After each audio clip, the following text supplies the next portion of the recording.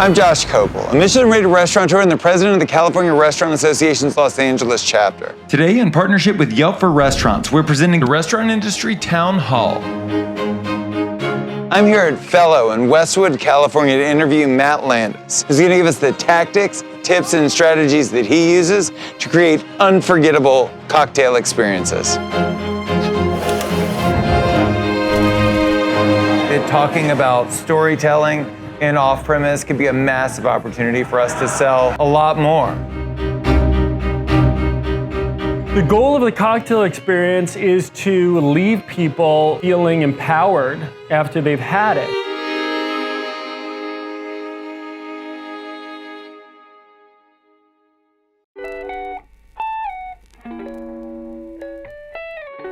This is Matt Landis, everyone. Hello, everyone. So happy to be here. Thanks for inviting me to come and hang with the Restaurant Association here. It's hard enough to get people to focus on anything nowadays, let alone to get off their couch. I mean, we're in the precipice of the metaverse or whatever it is. So we're kind of like celebrating, particularly when I do, people getting out, getting off of their phone and paying attention in some capacity or another. And the way that I can do that is by having you focus on one thing. There is no such thing as multitasking. There's like micro attention bursts or whatever it is. And what I tell people sometimes when they try to book Cocktail Academy for like a regular bar package, like someone wanted us for a wedding who doesn't really understand us, they're a family friend, and like, oh, Matt has this Cocktail Academy, you should hire them. Before they know what I would charge them to do that, which would probably put us out of their budget, I would have a conversation with them. So you don't plan on having every single cut of meat at your carving station, correct? You're gonna kind of like pick a genre and you're gonna focus on that. Your raw bar, which is gonna have like some type of a story that's gonna be told, etc. So limiting the offering allows you to go deeper. It's in life, there's only so many like cuts of a pie of people's attention, etc. And there's only, there's so much surface area that you could completely get people distracted. You could focus really deep on one thing and people could totally be immersed.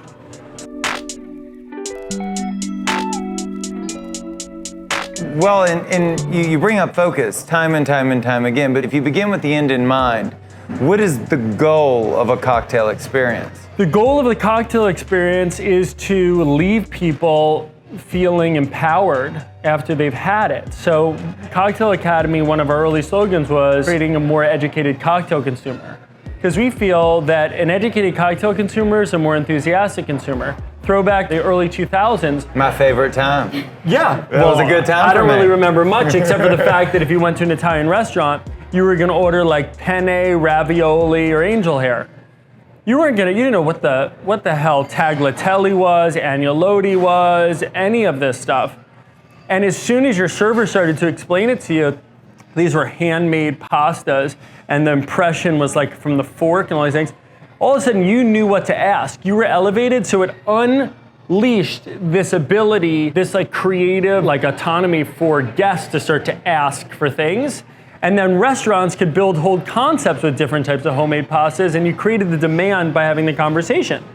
So it's very important that like Cocktail Academy, the name doesn't have anything to do with education really. It came from wanting to open a bar in the arts district where there were so many industries and SciArc and education and blah. It came with Academy, like a generic way to bring people together who are all kind of learning and experimenting. But the truth is that my passion comes from telling stories, which is the best way to teach people things. Well, and I think it's super relevant. It's not just about telling your story, it's about telling a story that's so palatable that other people want to tell that story as well. But I think Correct, that comes because you've defined it enough, you've been clear and articulate. That's the question. And all the things you've used have done a good job. How do you do that so succinctly through a program? How do you storytell through your offering in a way that is translatable to someone that hasn't been there? Mm-hmm. So I do that people drink with their eyes first. So it's like, how do I signal to them that this is safe, that this is a safe place? And then I think about, okay, so when you look with your eyes first, if I'm building a bar program, and for example, say that somebody had like an aviation themed something, or like, you know, an airport or whatever it is, instantly I think about what would be the most hospitable moment, something that would make me feel taken care of, something that would feel special, a treat, etc. And it would be kind of like harken back to the golden era of aviation. Okay, well then I would think about, well, cocktails during that time were what? And then I'd go seasonal and regional. So I'd say, what season is it that we're opening? What region are we in? And I'd make modifications on those classic cocktails. And I'd also go back to a time, what type of service was happening then? Club service was happening, meaning I didn't open a bottle of Coke, pour it at the bar, and then bring it over. I brought the Coke over, I brought the glass over, the ice, I popped it right in front of you, I left it right there with a napkin. I also brought some snacks with you. We had a conversation, maybe there's a tableside thing happening, etc., because that was very in. And I would look at it through today's lens and say, does that feel different and compelling compared to everything else? Do you feel transported at that point? And if you feel transported, then people are gonna wanna come to you for that transformational, transportive experience. How do you do it at scale, though? So my job is to tell a story, right? So at Cocktail Academy, we introduce people to spirits through cocktails on the brand side, but we introduce people to brands through cocktails. We introduce you to restaurant, hotel, clothing concepts through cocktails. Sometimes the best way to tell a story of a couple can be maybe one drink. But if maybe I'll say, okay, well, there's three main core characteristics about this couple. So she's spicy and fun. He's kind of like a comfort, like stay at home, whatever. And they both have Southern roots. So I could potentially do 3 different cocktails that touch on like different parts of their life. And then that would feel like a really compelling story and everyone would talk about it from their wedding experience. Just weddings are really easy because it's all about telling the couple's story and their Pinterest board, so it's really easy to like get them. Or I could make one cocktail that I feel like compiles like their whole story together and we could serve that one cocktail and then just an open bar. I think that that's kind of a interesting way to explain it, but also what's really great about restaurants, and I don't want to go on forever, is that there's so many different nooks within a restaurant and an environment sometimes, especially in a classic restaurant. And different cocktails or different sequences of service can be inspired by different areas.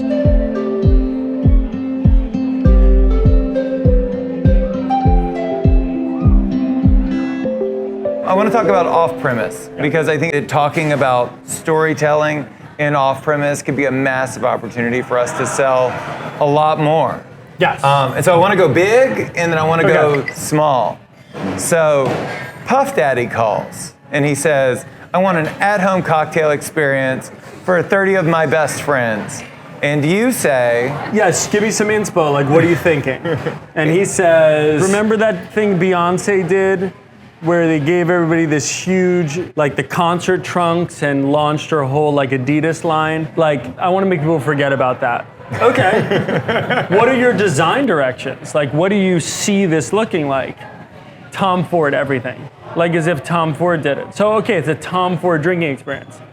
Well, for me, I love that because if you go to the Ralph Lauren, if you go to the Polo Bar, I don't know if you did in New York City, it's basically exactly what I'm saying. It's like you envision what you'd be drinking in a Ralph Lauren store. Well, it depends if you were in like the Polo Western section or if you're in this. So you're kind of thinking about, okay, especially the bar tool's got to feel super designer and sleek.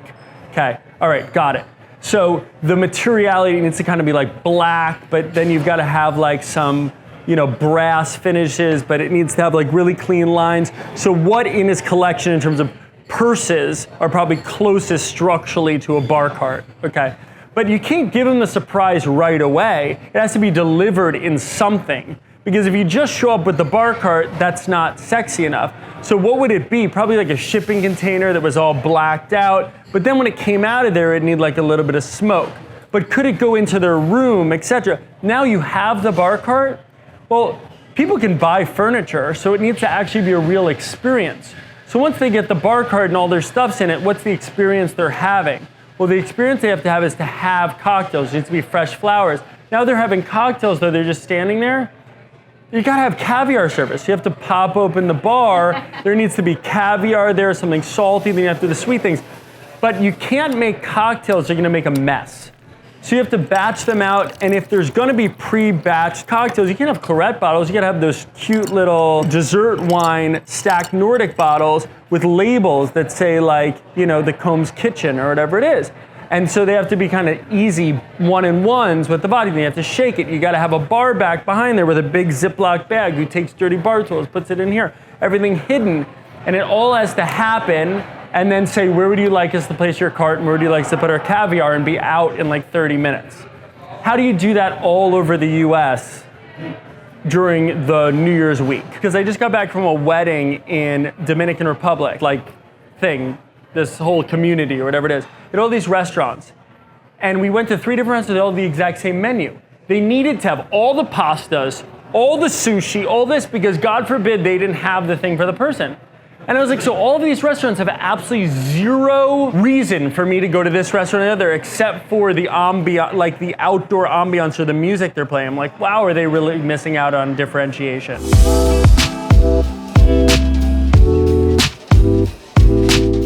you think that that's the way to go with it? I mean, should we just offer them on like the busy days, like Friday, Saturday, and Sunday, and not worry about it Monday through Thursday?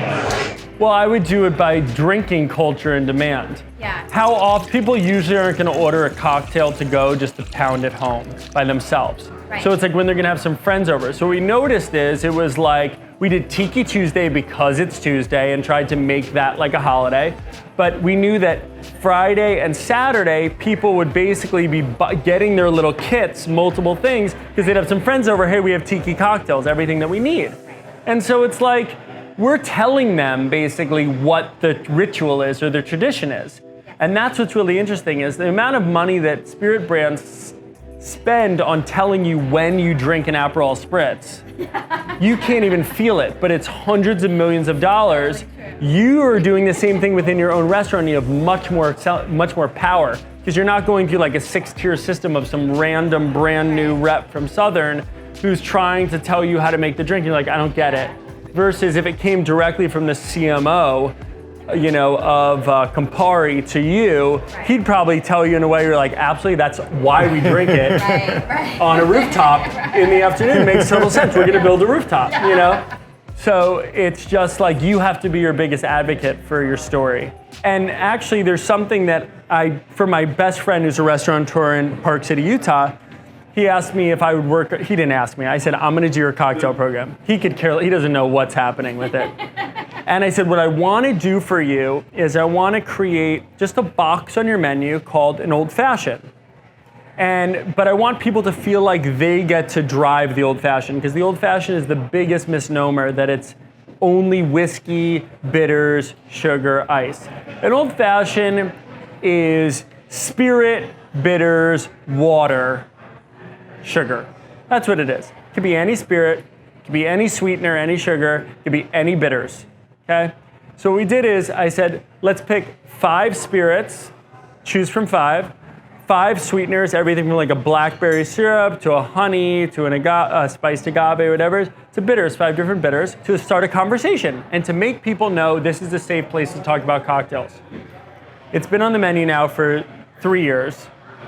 And every time you talk to the staff, when I go there, they go, it's so fun because people come in and they say, oh, I'd like to make my own old fashioned. Ooh, what would an old fashioned be like with tequila? Oh, it'd be really good. Oh, I wonder what syrup I should put. It puts no onus on the bar team to have to do anything except for just their buttons already in there. This person wants scotch, this person wants blackberry, this person wants rosemary bitters, this person wants a sprig of rosemary. And then people think like, hey, I made this really cool drink. And they tell their friends, hey, I was at Hearth and Hill, I made the best old fashioned ever. What do you mean you made it? No, I literally made it. On their menu, you just like pick it. And those are things that when you tell the brands that you've done this, they support you and they go, this is such a genius idea. I want to get in your like little old fashioned thing. Could you do the same thing with a daiquiri? Could you have like a little daiquiri box that allows people to modify their syrup, right? Because a daiquiri is just lime, sugar, booze. Well, you could make any type of sugar syrup in the world. You could do an orgeat, a peanut butter orgeat, you could do a raspberry, you could do a mint, you could do this. You know the drill. You could make a million different cocktails. Focus on that daiquiri and be like, you're the place where you unlock daiquiris for everybody within your bar. teach them the core of a daiquiri, they can all go home and make it, but they won't go home and make it. They'll come to you because they don't have to clean up, they don't have to buy anything. So there's no proprietary here in this world of cocktails or food. It's give them the information and then they'll thank you for being that person and keep coming back to you. Let's keep going down that road of diversification of revenue. So we have cocktails at home. What about retail? Oh, the RTD movement? Very cool. Ready to drink. It's really cool, but guess what? I have zero control over the context in which you're drinking that drink. So there's something called like 5 drinks by the guy Dante in New York. And they have the best bar program. But what makes it so amazing about their bar program is it's bartenders who are having the best time and that room's tight and they're like every little ounce and you get the drink and it's beautiful. And now you can just go to the grocery store and you're like in Carlsbad and you get a can and you like drink it watching like your son's baseball game or something. Does it really matter that 5 Guys made this? Like, does anything really matter at that point? Would you rather just have a Coors Light? Or like a Sierra Nevada. I'm the argument that like, at that point you're opening the can to just get a little tipsy because the cocktail experience is so much more. They had this store that sold all like the newest, coolest things that are like, whatever. And they had that like Nespresso machine for cocktails, which we've actually done boxes for during this pandemic and made them really cool. And like, this is what's gonna put you out of business. And I'm like, what? This has nothing to do with what I do. Like everything I have to do with is like literally hugging you and like rubbing you and serving you. I feel like what I do is more like a massage at Tomoko in Beverly Hills, where I'm like, the best food for your massage would be like some really clean sashimi, some warm towels. It's like I'm constantly thinking about what the best environment for you to drink this drink would be. In fact, I would love them to sign us to be kind of like fluffers around their machine because no one wants to just press a button and have a Cosmo come out.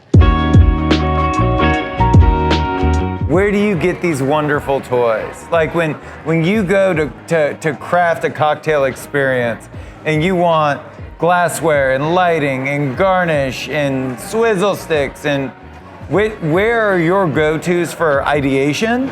Right? To come up with the overall concept and the look, and then where do you go to buy that shit? Yeah. So Instagram, I'll like save things down that I see that are interesting. I love Pinterest. If you guys don't use Pinterest, you need to learn how to use Pinterest as restaurateurs because you can kind of just like see the environments that are similar to yours and what people are doing within those environments are really, really cool. But in terms of like for me, this is a great example. What is the difference between an ice bucket and designer trash bins?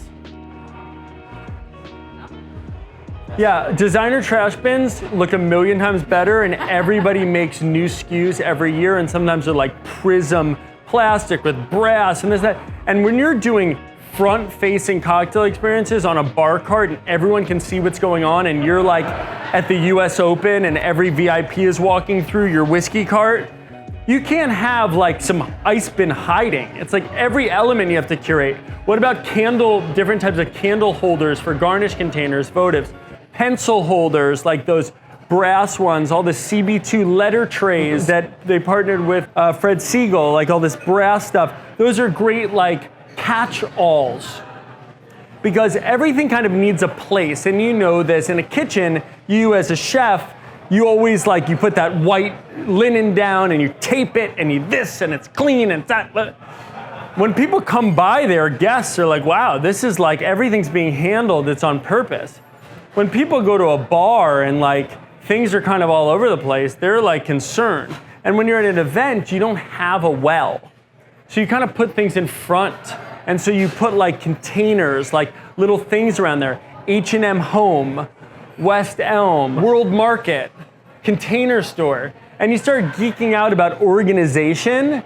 And you just make sure if you're gonna have bottles of juice, like what are those juice going in and where are those bottles going? Because everything has gotta be like A one pickup is what we call it. So you pick up that jigger once, citrus, sugar, booze, bitters, done, ice, shake, done, back, and everything goes back where it was before. A good cocktail speed is 45 seconds for a cocktail, okay? And that's with cleanup and ready to go again. And that's about as fast as you're gonna go. But it's basically like the more you clean during the shift, the better. And what I love to tell bartenders is, people appreciate when you say, give me 1 second, I'm gonna reset the bar. At like a deep bar, because they're like, oh my God, this guy is resetting the bar. And people go, but if I do that, this line is so crazy, I'm gonna be behind. As soon as I tell you, I'll be right with you, I'm resetting the bar, he says, what did she say? And what happens? You ask her, what did he say? And what did you say to him? Resetting the bar. And now he asks you. And everybody starts going, just resetting the bar. What's happening? The bartender's not there, he's just resetting the bar. They start doing your PR for you. Before you know it, everyone's in your pocket. They're like all on your team. They're on it. He's just resetting the bar. The guy's left for 5 minutes, totally just resetting the bar so he can handle all of you. There's this knowledge is power, this humility that I'm not a robot. I'm here creating this experience for you. And then bartenders don't turn their back scared and start making drinks like curly crazy. It's just this like, breathe. We're all here together. I see you. If you want to drink right now, I can pour you white wine. If you want to wait a few moments for a cocktail, I can do that too.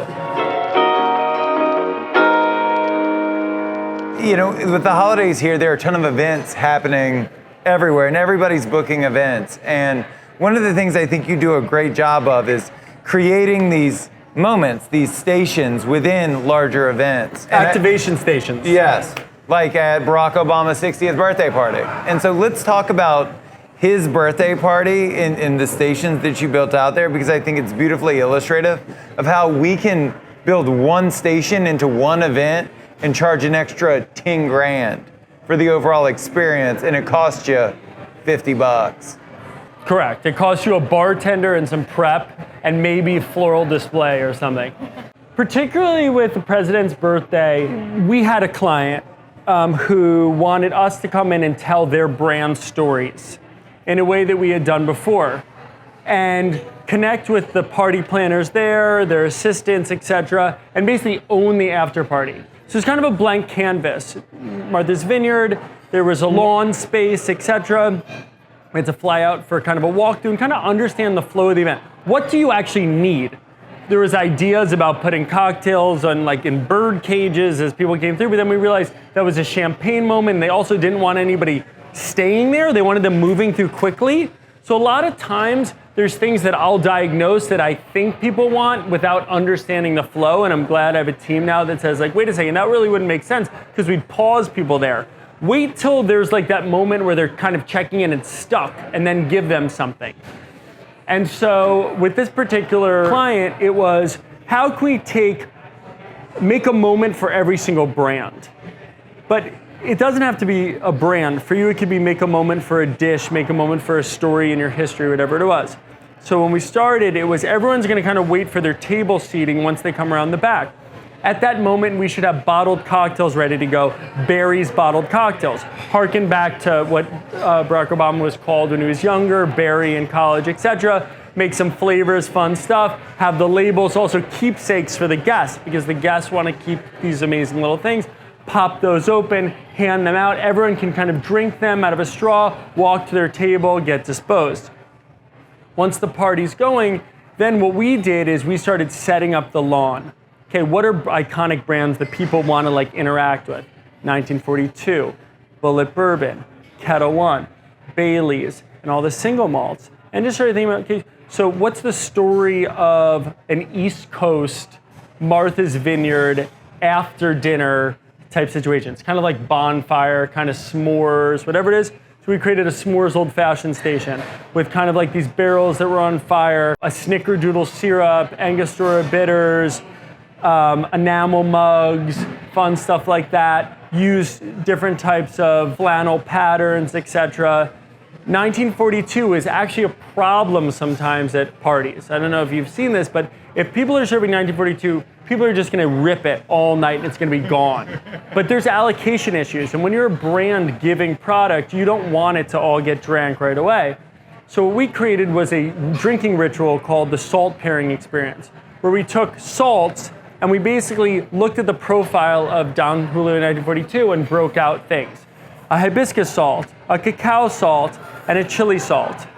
The hibiscus, kind of the floral notes, the chili, kind of like the red soil, the heat, the natural astringency within it, the cacao, the char from the barrel, the natural vanillins that are released. And we put them on Cara oranges sliced. So everyone who came there had to wait for us, select the salt, put it on their half wheel of orange, put it on top of the thing, nibble, bite, nibble, sip, nibble, bite, nibble, sip. They ended up spending all night having conversations about tequila, when they had their best tequila, etc. And that became its own moment with dangling lanterns, etc., Mexican rugs, posters, stuff like that.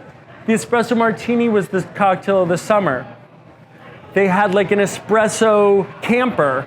What we did is we created like this energy where they were handing fresh espresso over to the bartender who was saying thanks. He was making espresso martinis, handing those out. That was fun and effortless. And then they have one of the most extensive Scotch portfolios in the world, but nobody knows that. I do want to give you guys an opportunity to ask questions to Matt directly. I've taken up a ton of his time. If you have any questions, grab the mics and feel free to ask any questions you have. So you talk a lot about the steps of service and the experience being the most important part of the cocktail experience. What do you find is the hardest part of training bartenders, barbacks, servers, anybody who's like directly involved with that experience? I think particularly in the space that I spend most of my time of private events, it's that bartenders were not bartenders by choice. They were thrown into it, and so their first experience that's like in their DNA was a traumatic moment where someone didn't show up and they had to get behind the bar. So the old school story of bartenders was one day I was serving and the bartender didn't show up, or I was the host, or I was the dishwasher, and they said, get behind the bar. Someone asked me to make a martini. I was completely embarrassed. I didn't know what I was doing. I shook a cocktail with no ice. Made it completely wrong. It was terrible. And so when people come to them at the bar in volumes, they have this I'm not supposed to be here. I'm not good enough. I'm gonna screw this up. And so we just spend time kind of having them disown that whole thing by going around to me, everyone tell me your first cocktail experience. Tell me about your first bartending experience. 90% of the time it's a traumatic experience. And I go, okay, you're laughing, but in that moment, you wanted to do a good job and you had no idea what the heck you were doing. It's terrible. So the idea with chefs is you're a cook 3, then you're a cook 2, then you're a cook 1, and then you really know, then you're running the line. As a bartender, it would be ideal that everybody could be a bar back, but people sometimes come in and they're like, I'm not a bar back, I'm a front-facing person. So we kind of just talk about kind of walking towards the guest, making eye contact, not having to be nervous, but communicating honestly. If I can bring the adrenaline level down and get you out of that fight or flight space, you'll actually be able to use your brain and you'll make really good serving decisions. So that's really it. The rest is just mechanics, which is super easy. We're a cafe. We eat breakfast, lunch, and dinner. So how do you create those kind of experiences in a cafe when people come to you because they like the food a lot, and the bar's kind of like a secondary experience? It just seems very simple to me. You create the best cafe bar menu. Things that people would drink in a cafe. I would probably have something on the menu called a tea and tonic. Which is where I'd create I'd make a little bit of a tonic syrup, quinine syrup with some oolong tea or whatever it is, and I'd own that for the afternoon. I would have a kind of an afternoon delight or whatever it is, which is a cocktail that you serve from this time to this time. I'd start making their like little treats and pockets within your dining experience, and I'd make a signature Bloody Mary that you do very, very well, that people who know can customize it, like the McCarthy salad at the Beverly Hills Hotel. Is it really a good salad? No, it's an overly chopped like borscht, right? Tons of beets, etc. And cheddar cheese, whatever it is. The point is it's theirs. They own it, they do it their way. So I just look at it and say, like, let's really commit to what a cafe cocktail menu looks like. And we tell the story of your whole company and you through those 4 serves. And then people want to order Jack and Coke and order whatever they want. Don't worry about it. You just put four cocktails on the menu that speak to a cafe. And people start to think of you differently just because you do those few things really, really well. So that's my suggestion. Yeah.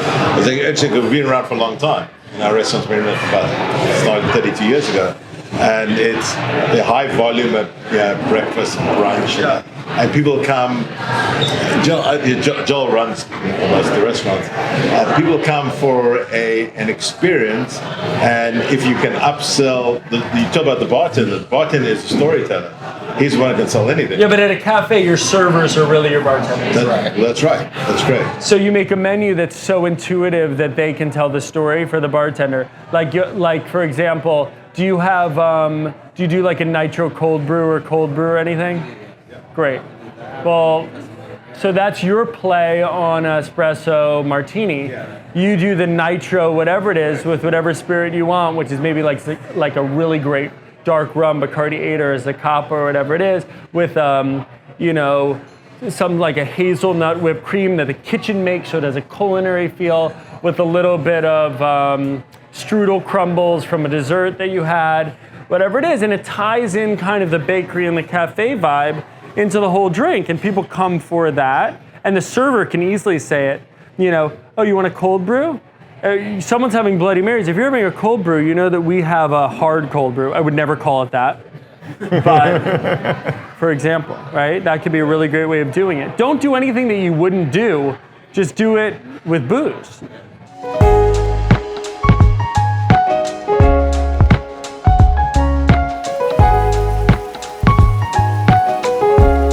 Thank you, Matt Landis.